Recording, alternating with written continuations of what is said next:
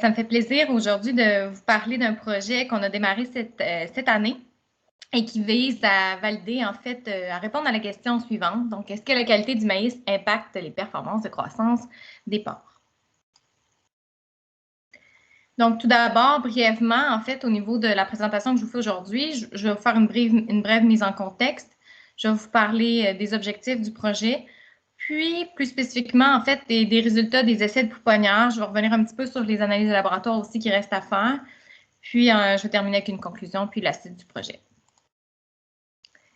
Donc, tout d'abord, comme plusieurs le savent, en fait, le maïs, c'est le premier ingrédient d'importance dans l'alimentation des porcs au Québec. Et en 2019, en fait, la récolte a été plutôt catastrophique due à un cocktail météo pratiquement sans précédent.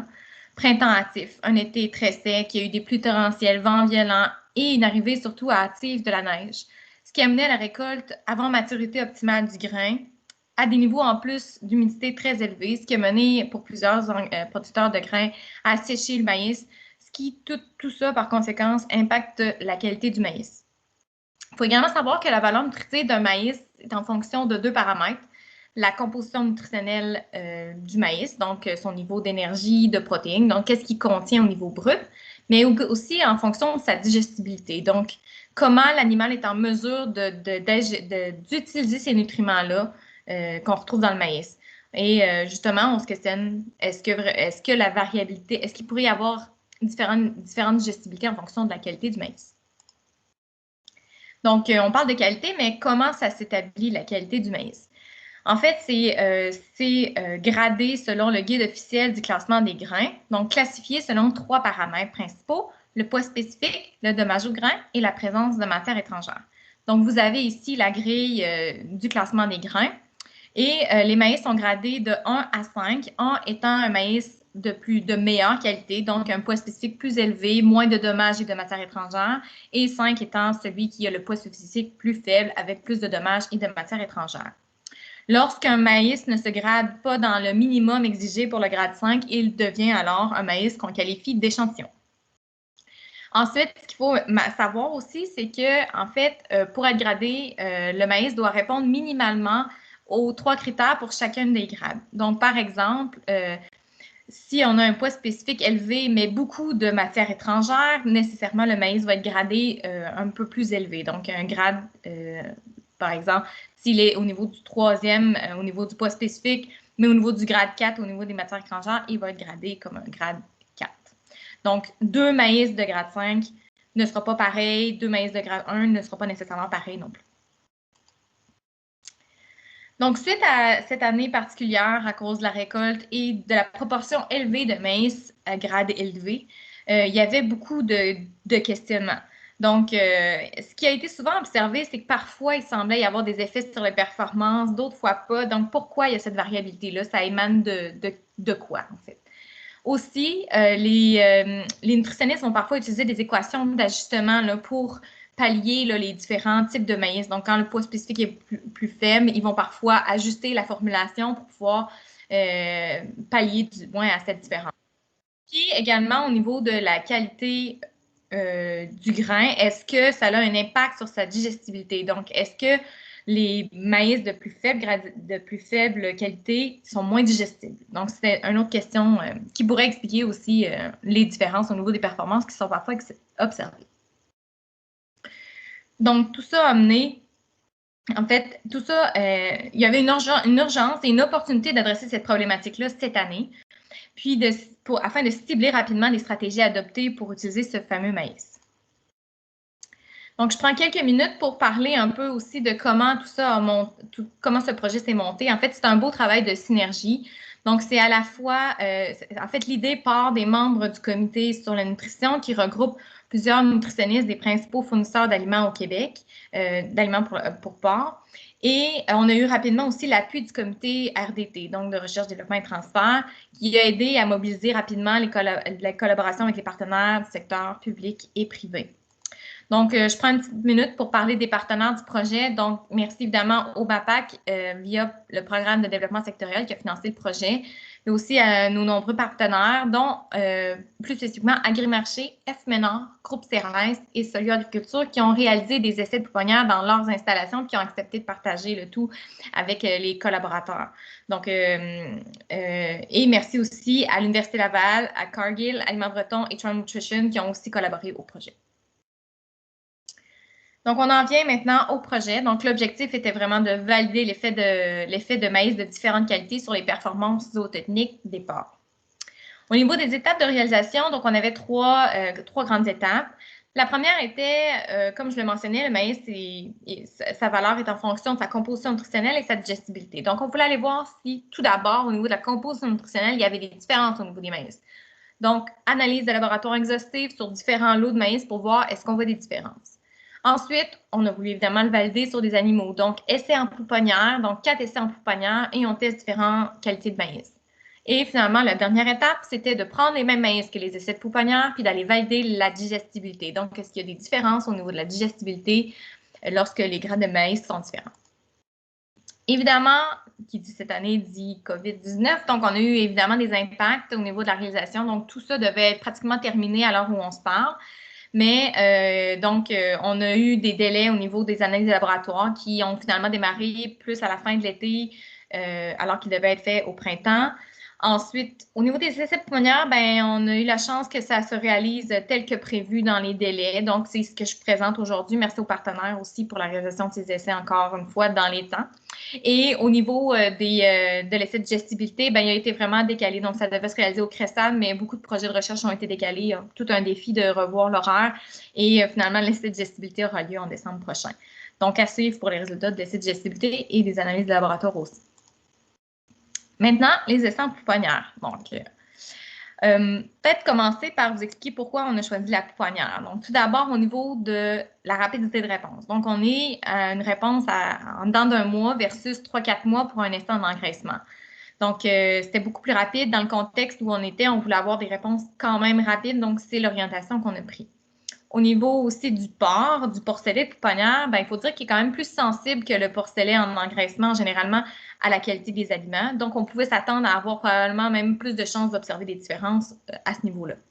Et au niveau du coût de réalisation, évidemment, qui dit plus court aussi, dit moins coûteux. Et en plus, en fait, au niveau de la faisabilité, donc, il faut dire que dans le protocole des essais, on souhaitait quand même avoir un seul lot de maïs par traitement. Donc, ce qui amenait des défis, évidemment, d'autant plus grands parce qu'un porc en engrais consomme beaucoup plus d'aliments, donc besoin de beaucoup plus de tonnage de maïs.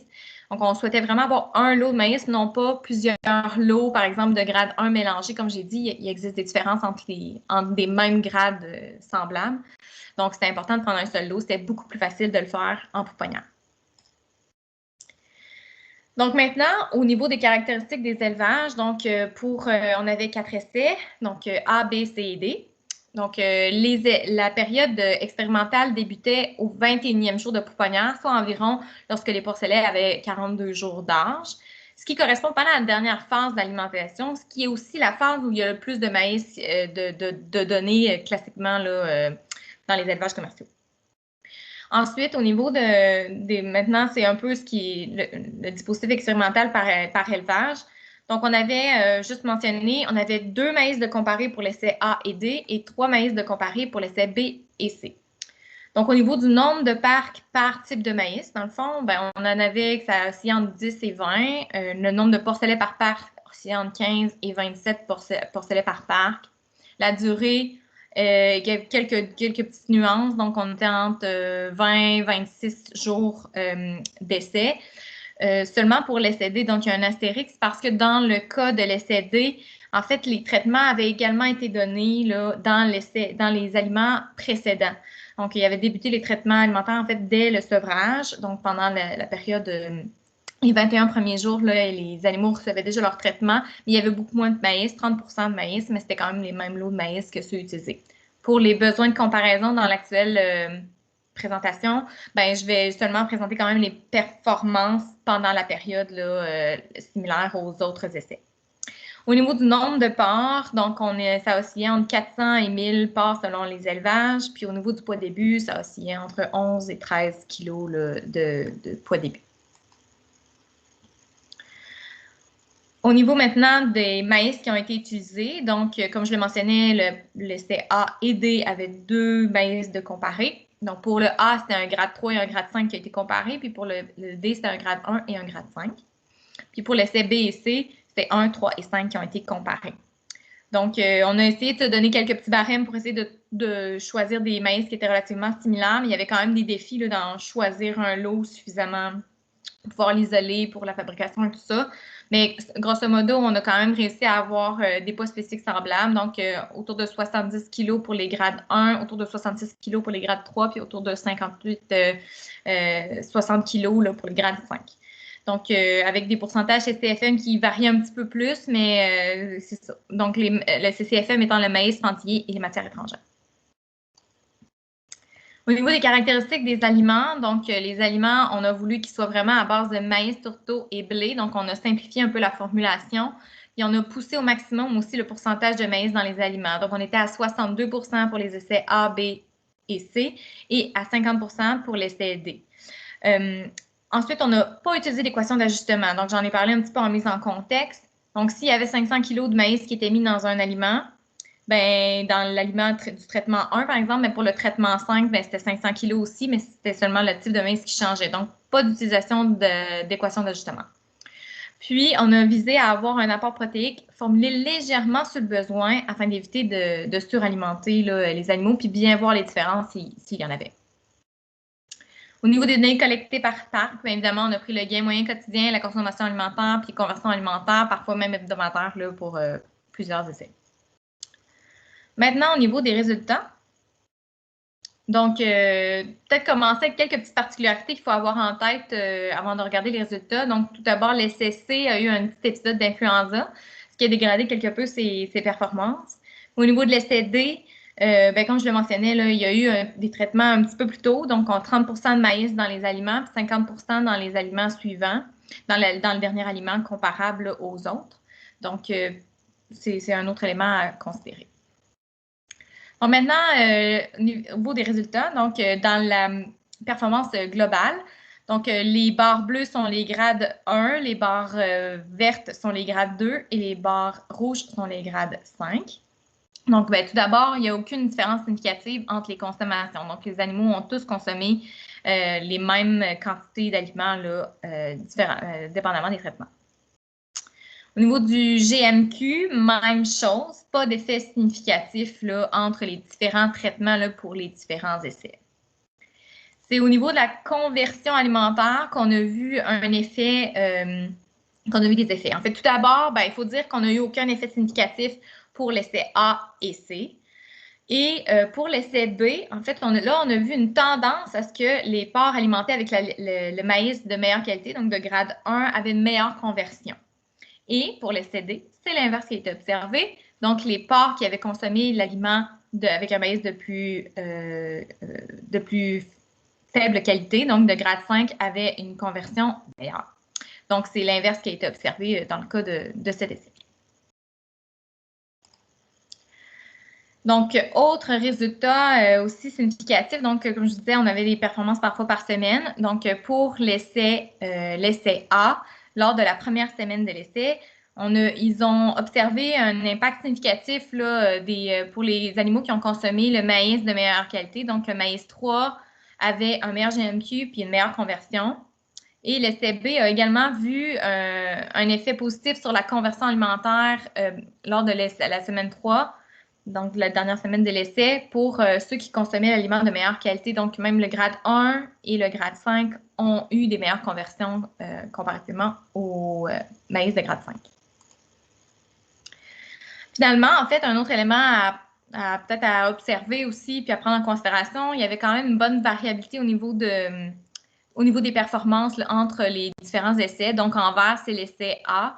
En rouge, l'essai C, qui avait eu un épisode d'influenza. En jaune, l'effet B, qui avait vu un effet, là, une tendance sur son efficacité à l'avantage du maïs de meilleure qualité. Puis l'effet D, l'essai D, pardon, qui, lui, avait observé l'inverse. En fait, ce qu'on s'attendait peut-être un peu moins, c'est que les animaux consommant le grade 5 ont eu de meilleures performances. Donc, il faut quand même prendre ça aussi en considération là, dans notre réflexion puis notre analyse. Il y avait quand même des différences au niveau des performances vraiment globales là, entre les essais. Mais encore une fois, ben, ce qu'on en ressort, c'est que c'est encore une fois plutôt variable, mais il y a quand même une conclusion relativement significative qui en est ressortie, c'est que les maïs de moindre qualité n'ont pas autant d'effets négatifs qu'attendus, puisque 2 essais n'ont eu aucun effet significatif, et qu'il y en a un que c'était juste une tendance, puis même qu'il y en a un qui a observé l'inverse. Donc, clairement, on était loin de montrer que les maïs de moindre qualité étaient très négatifs au niveau des performances. Mais c'est sûr qu'il reste encore beaucoup de questionnements juste pour bien comprendre les résultats contradictoires entre l'essai B et D. Donc, c'est sûr que les analyses de laboratoire des aliments, mais aussi même des maïs qui ont été utilisés et l'essai de digestibilité des maïs qui va avoir lieu, ben, ça va nous éclairer aussi sur les différences qu'on a observées dans le cas des essais. Maintenant, au niveau des analyses de laboratoire des maïs, donc qui sont en cours de réalisation, je vais vous décrire un peu ce qu'on a, en fait, qui est en train d'être analysé. Au total, on a 42 échantillons de maïs. On a évidemment les 8 maïs des essais de pouponnières qu'on inclut évidemment dans ces maïs qu'on analyse.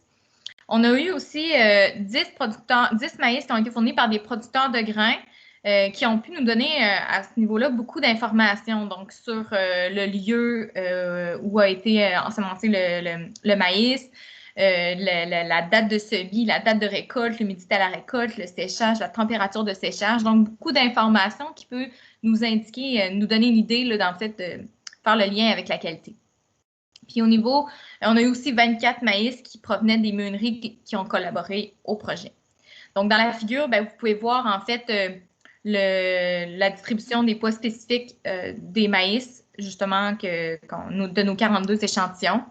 Et ce qu'on peut voir, en fait, c'est qu'on a quand même plusieurs poids spécifiques différents. Surtout, on peut voir, là, on en a plusieurs au niveau du 50, donc qui en fait, ce sont des maïs de type échantillon, donc qui n'entrent même pas dans la grille de classement. Donc, ça va être intéressant aussi de voir de leur côté quels sont les impacts d'un point de vue composition nutritionnelle. Au niveau des analyses de laboratoire, donc, qui sont en cours, évidemment, on a l'énergie qui a été réalisée, protéines, profil de fibre complet qui est en cours et les mycotoxines. Donc, à suivre au niveau de l'analyse de ces résultats. Donc, conclusion et suite du projet. Bien, comme je le mentionnais, la principale conclusion jusqu'à présent, c'est que les maïs de moindre qualité n'ont pas autant d'effets négatifs qu'attendus. Donc, ce qui est à venir, par contre, c'est de valider au niveau de la composition nutritionnelle des maïs, donc les analyses de laboratoire, ce qui en découlera, est-ce qu'on observe des choses. C'est aussi de valider la digestibilité des maïs qui vont peut-être nous aider à mieux comprendre les effets qu'on a vus dans les essais de pouponnière. Donc, merci pour votre attention. Ça va me faire plaisir de répondre à vos questions.